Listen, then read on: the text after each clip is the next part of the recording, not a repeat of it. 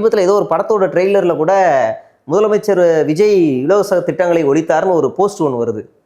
டக்குன்னு இவர் அறிக்கை என்ன இலவசங்கள்லாம் எவ்வளோ பெரிய விஷயம், மக்களுடைய வளர்ச்சிக்கு அதை போய் இது பண்ணுற அப்படின்னு. இவர் பான் வித் சில்வர் ஸ்பூனு, பிறந்ததுலேருந்தே ஹையான ஒரு இடத்துல படித்து வளர்ந்தவர். ஒருவேளை பசிக்காம இவர் சாப்பிடாம இருந்திருப்பார்.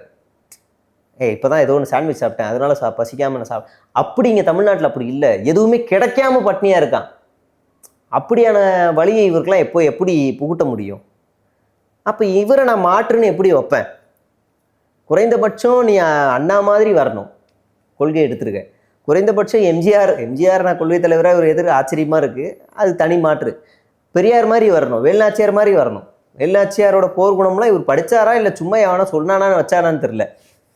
போராடுவோம் காவல்துறையை கண்டிக்கின்றோம்னோடனே ஒரு ஏட்டு உள்ளே வந்த உடனே அப்படியே ஜகா வாங்க கூட்டம்.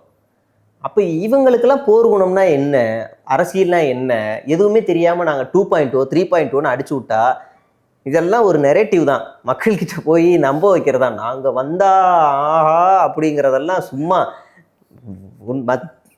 நீங்கள் எழுதி பாருங்க, இந்த 5ஆம் தேதி வந்து வாய்ப்பு வந்துருவார். அதுக்கு அடுத்த 10 நாள் அவர் வெளியே வராருன்னு பார்ப்போம்.